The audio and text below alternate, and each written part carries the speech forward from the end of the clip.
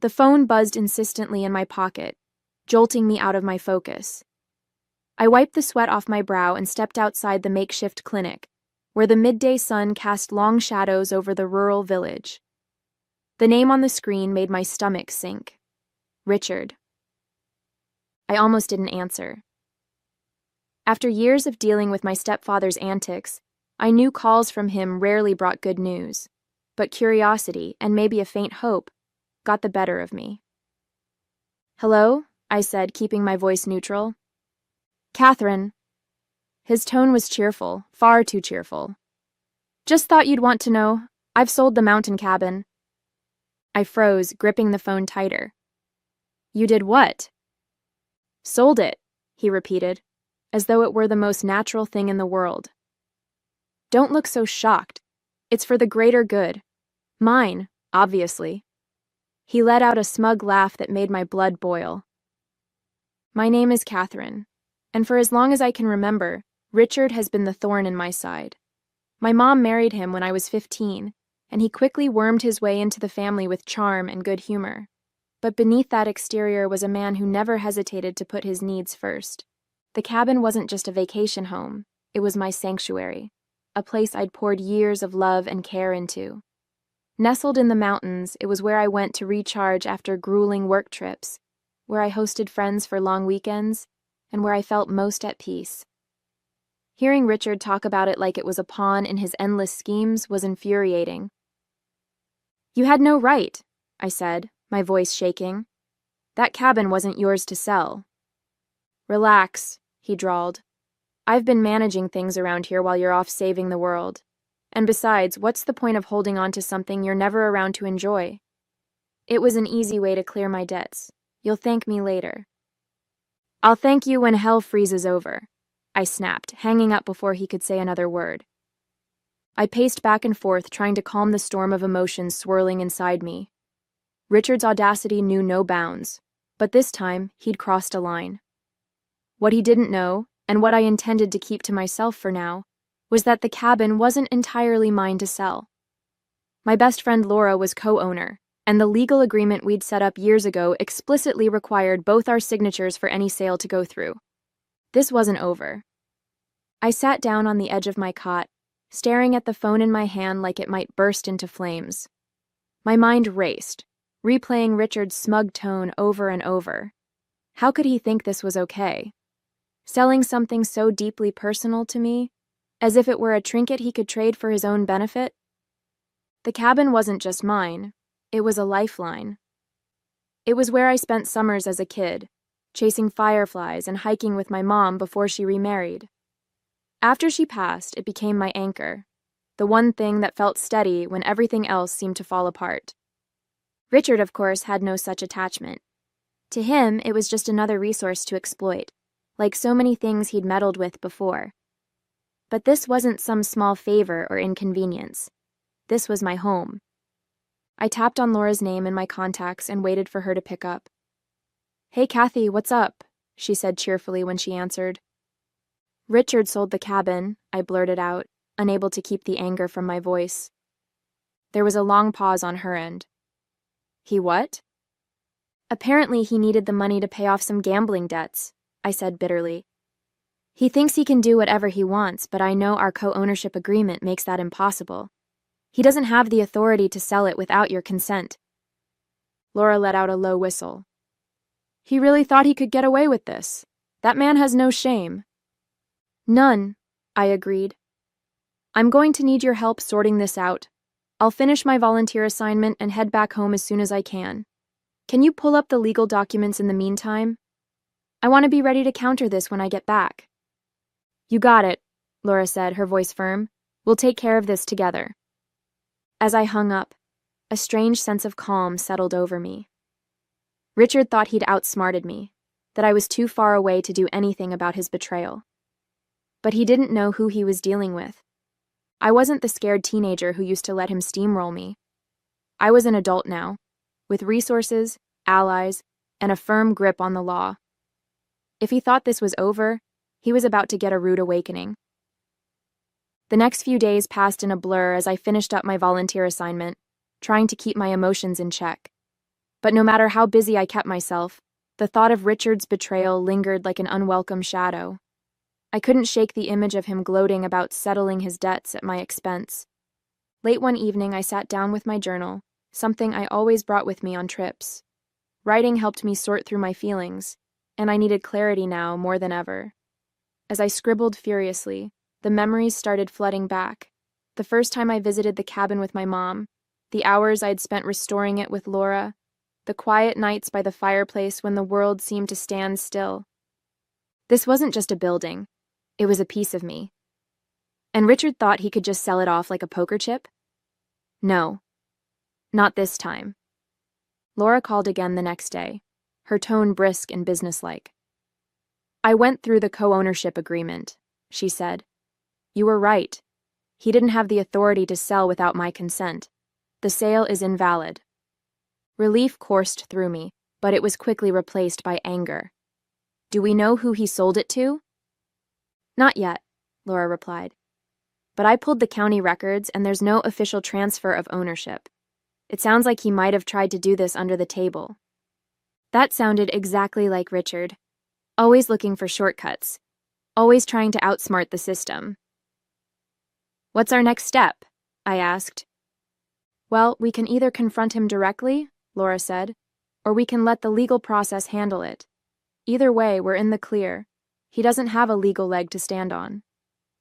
I let out a breath I hadn't realized I was holding. Thanks, Laura. I don't know what I'd do without you. You'd figure it out, she said warmly, but I'll always have your back. As I hung up, a plan began to take shape in my mind. I'd finish my work here, return home, and face Richard head-on. I wasn't going to scream or yell.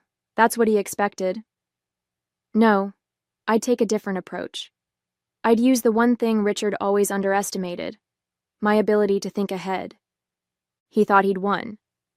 But by the time I was done, he'd realize he'd underestimated me for the last time. When I finally arrived home, the first thing I noticed was the silence. The cabin always welcomed me with a sense of peace, but now, that silence felt ominous. My houseplants were slightly wilted, the mail had piled up by the door, and the fridge was practically empty. I set my bags down and exhaled, the weight of what I needed to do settling on my shoulders. Before I could even unpack, my phone buzzed. It was Richard. I debated letting it go to voicemail, but then I thought better of it.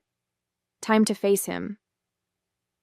Well, if it isn't my globe-trotting stepdaughter, he said, his voice dripping with fake cheer. Finally back to reality, huh? What do you want, Richard? I asked, cutting straight to the point. I just wanted to check in, he said, his tone smug. Make sure you're not too upset about the whole cabin situation. I mean, it's gone now, so there's no use crying over spilled milk. My jaw clenched. Funny you should say that, I replied, keeping my tone calm. Because as far as I can tell, it's not gone. Laura and I checked the ownership records. The sale didn't go through. You can't sell what doesn't belong to you. There was a pause on the other end, just long enough to let me know I'd struck a nerve. That's ridiculous, Richard said, his voice tightening. The buyer paid in cash and the paperwork is handled. It's a done deal. No, it's not, I said. Laura and I co-own the cabin, remember? Without her consent, the sale is invalid. Legally, it's still ours. His laugh was brittle. You think you're so smart, don't you? Always playing the perfect daughter, always trying to control everything. You don't know how hard I've had it, Catherine. I did what I had to do. You stole from me, I shot back. And you think I'm supposed to feel sorry for you? You've made your choices, Richard, and now you'll have to live with them. The conversation ended with him hanging up on me, and I was left standing there, phone in hand, shaking with a mix of anger and triumph. For years, I'd let Richard manipulate situations, guilt-trip me, and take advantage of my patience. But not anymore. I wasn't just defending the cabin. I was reclaiming my boundaries, my voice, and my peace of mind. The next morning, I sat at the kitchen table, my laptop open, reviewing the documents Laura had sent me. The co-ownership agreement was crystal clear. Neither of us could sell the cabin without the other's written consent. Richard's actions weren't just unethical, they were blatantly illegal. My thoughts were interrupted by a sharp knock at the door. When I opened it, there he was, Richard, wearing his usual smug expression. "Mind if I come in?" he asked, though he didn't wait for an answer before stepping inside. I folded my arms, watching as he made himself comfortable in one of my chairs. "What do you want, Richard?" "Look, Catherine," he started, his tone dripping with condescension. "I know you're upset, but you have to understand my position. I was desperate. The people I owed money to weren't exactly patient." I raised an eyebrow. "And you thought stealing my property was the solution?" "Borrowing," he corrected, as though that made it better. "I was going to make it back. Once my luck turned around, I would have paid you back every penny." I couldn't help but laugh bitterly. "Your luck? That's what you're betting on? Richard, you've been gambling away money for as long as I've known you, and it's never worked out. Why would this time be any different?" He shifted uncomfortably, but his bravado quickly returned. "You're overreacting. It's just a cabin. You're not even here most of the time. Why not let someone else make use of it?" "Because it's mine," I snapped. "Because it's my home. You don't get to decide what I value or what I do with my property. And for the record, Laura values it just as much as I do. Your little sale is invalid, and you know it." His face darkened, and for a moment, I saw a flicker of something like fear. "You wouldn't really go to the authorities, would you? You wouldn't ruin your own stepfather like that." I leaned forward, meeting his gaze. "Try me." For the first time, Richard didn't have a snappy retort. He stood up, muttering something under his breath, and stormed out, slamming the door behind him. I sank back into my chair, my heart pounding.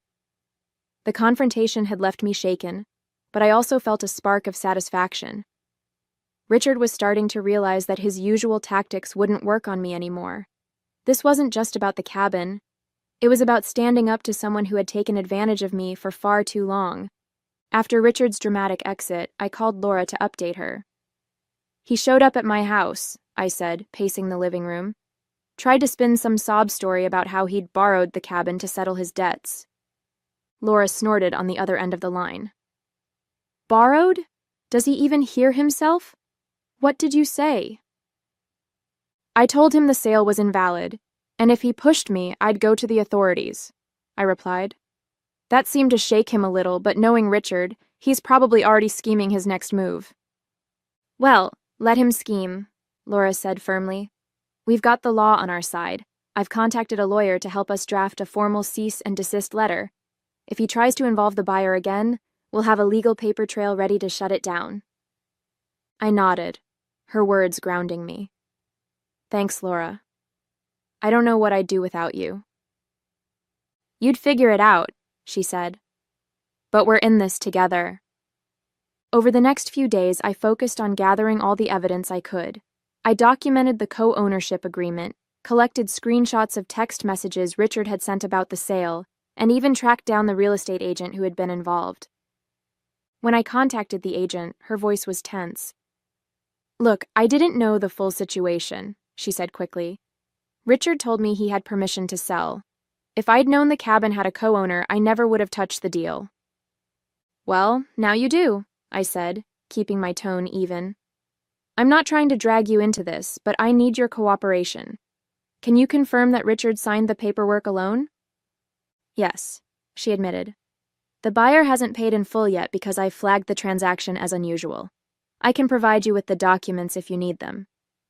"That would be helpful," I said, jotting down her information. As I hung up, I felt a renewed sense of determination. Richard had banked on me being too passive or too distant to fight back, but he was about to learn just how wrong he'd been. That evening, Laura called with more good news. "The letter's ready," she said. "We'll send it first thing tomorrow, and if he tries to pull anything else, we'll escalate." "Perfect," I replied, a small smile creeping onto my face. For the first time in weeks, I felt like I was gaining control of the situation. Richard thought he could steamroll me, but he was about to find out that I wasn't so easily defeated. The next morning, Laura and I finalized the cease and desist letter and sent it to Richard. The language was clear and unyielding. Any further attempts to claim ownership of the cabin or engage the buyer would result in legal action. I imagined his reaction when he received it, probably a mix of outrage and disbelief. For years, he'd gotten away with manipulating and intimidating people into submission. But this time, he was up against a wall he couldn't charm his way through. Later that day, the real estate agent emailed me the documentation she'd promised. Seeing Richard's signature on the fraudulent sale agreement made my stomach churn, but it also solidified my resolve. He hadn't just crossed a line, he'd bulldozed over it. That evening, I got a call from Detective Miller, a local officer Laura had contacted to help with the case.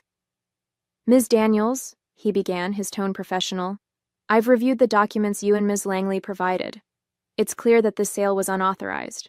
Based on the evidence, we can move forward with a formal investigation if you'd like." "Yes," I said without hesitation. "I want to pursue this." Detective Miller continued, "We'll start by contacting the buyer and explaining the situation. If Richard continues to interfere, we'll escalate to criminal charges for fraudulent misrepresentation." "Thank you, Detective," I said. "Please let me know if you need anything else from me." As I hung up, I felt a mix of relief and anticipation. The wheels were in motion now, and there was no turning back. The next day, Richard called. His voice was laced with anger, but there was an edge of desperation beneath it. "Do you have any idea what you've done, Catherine?" he demanded. "You're ruining everything." "No, Richard," I replied calmly. "I'm protecting what's mine. You did this to yourself." "You've always been so ungrateful," he sneered. "I stepped in when your mom couldn't handle things, and this is how you repay me?" I couldn't help but laugh bitterly. "You didn't step in, Richard. You took over. You manipulated, lied, and used people to get what you wanted, and now you're paying the price." He started to argue, but I cut him off. "This conversation is over. If you have anything else to say, take it up with my lawyer." I hung up and leaned back in my chair, my heart racing. Richard's days of pushing me around were over, and I was finally in control. 2 days later, Detective Miller called me with an update. "Ms. Daniels, we've spoken with the buyer, and they've agreed to halt the transaction. They were unaware of the co-ownership agreement and are willing to cooperate with any further investigation." Relief flooded through me. "That's great news. Does this mean the sale is officially void?" "Yes," he confirmed. "The cabin remains under your and Ms. Langley's ownership. However, we'll need to keep the case open to address your stepfather's fraudulent actions. Do you wish to press charges?" I hesitated for only a moment. "Yes," I said firmly. "I want him held accountable." "Understood," Detective Miller said. "We'll proceed accordingly. Thank you for your cooperation." After the call, I let out a deep breath. For the first time in weeks, I felt a sense of calm returning. The cabin was safe, and Richard's schemes were unraveling. Later that afternoon, I called Laura to share the news. "The sale is officially void," I told her. "The buyer's backing out, and the cabin is ours again." "That's a huge win," Laura said, her excitement evident. "But what about Richard?" "The police are moving forward with their investigation," I explained. "He's not getting away with this." "Good," she said. "It's about time someone stood up to him." Her words stuck with me long after we hung up. For years, I'd let Richard get away with so much. His manipulations, his entitlement, his complete disregard for boundaries. But this time, I'd fought back, and it felt like a turning point not just for this situation, but for how I approached everything in my life. That evening, I went to the cabin for the first time since coming home. Stepping inside, I felt an overwhelming wave of emotion. The smell of the wood panels, the familiar creak of the floorboards. It all reminded me of why this place meant so much to me. I sat by the fireplace, letting the quiet of the mountains wash over me. This was my haven, the place where I'd built memories, celebrated milestones, and found peace in the chaos of life. And it was still mine. No thanks to Richard. For the first time, I let myself smile. I wasn't just reclaiming a property, I was reclaiming a part of myself. A week later, Detective Miller called with the final update. Ms. Daniels, I wanted to let you know that your stepfather has been formally charged with fraudulent misrepresentation and attempted theft of property. He'll be required to appear in court, and based on the evidence we've gathered, the case against him is strong. Hearing those words brought a mix of emotions: relief, vindication, and even a touch of sadness. Thank you for everything, Detective, I said sincerely. You handled this situation with a lot of strength, he replied. It's not easy to stand up to family, but you did the right thing. After the call, I sat quietly for a while, processing the weight of everything that had happened. Richard had been such a constant force in my life for years, albeit a toxic one, and now I was finally free from his manipulations. The next day, Laura and I met at the cabin. She'd brought a bottle of wine to celebrate, and we sat on the porch overlooking the mountains, the crisp air carrying the scent of pine and earth. To us, she said, raising her glass, and to not letting anyone push us around. I clinked my glass against hers, laughing softly. To us. As we talked, I realized how much I'd learned from this ordeal. I'd spent so much of my life avoiding conflict, trying to keep the peace, especially with Richard. But this time, I'd stood my ground, and it felt like a turning point, not just for my relationship with him, but for how I saw myself. You know, Laura said, interrupting my thoughts, this cabin has always been more than just a property. It's a symbol of everything we've built, everything we've worked for. Don't ever let anyone take that from you again. Her words hit home. The cabin wasn't just a house in the mountains. It was a reflection of my independence, my resilience, and my determination to protect what mattered most to me. Later that night, as I sat by the fireplace, I felt a peace I hadn't known in years. Richard's betrayal had tested me in ways I never expected, but it had also shown me how strong I could be. The cabin was safe, my boundaries were firmly in place, and for the first time in a long time, I felt truly in control of my life. In the weeks that followed, life slowly settled into a new rhythm. The cabin, once a battleground for Richard's greed, became my refuge again. Each creak of the floorboards, every rustle of the trees outside, reminded me of what I'd fought to protect. I didn't hear much from Richard after the charges were filed. My mom called once, her voice hesitant. You know how he gets, Catherine, she said, her usual defense of him ringing hollow this time. I do, I replied evenly. And that's why I did what I had to do. She didn't argue. For the first time, there was no attempt to guilt me, no desperate plea for reconciliation. Just a quiet sigh before she said, I hope you find peace. I already have, I said, and I meant it. Laura and I spent the next few weekends working on small renovations to the cabin. We painted the porch, patched up the roof, and planted a few wildflowers along the edge of the property. With every nail hammered and brushstroke applied, it felt like I was reclaiming more than just the space. I was reclaiming myself. One evening, as we sat on the porch watching the sunset, Laura turned to me. So, what's next for you, Kathy? You've taken back the cabin? Stood up to Richard? What's the next big move? I thought about her question for a moment, the answer coming to me with surprising clarity. I'm going to keep doing what I love, I said. Volunteering, traveling, living my life on my terms. But this time, I'm not letting anyone else dictate how I live it. She smiled, raising her glass. To that, as the days passed, I found myself reflecting more on everything I'd learned from this ordeal. It wasn't just about the cabin or even Richard. It was about realizing my own strength. For years, I'd let his behavior dictate how much I pushed back, how much I tolerated. But now I knew I was capable of setting boundaries and holding them, no matter how uncomfortable it made others. The cabin stood as a symbol of that growth, a reminder that I didn't have to sacrifice my peace or my values for anyone else's comfort. One evening, as the sun dipped below the mountains, I stood on the porch, breathing in the cool, pine-scented air. For the first time in years, I felt truly at home, not just in the cabin, but in my own life.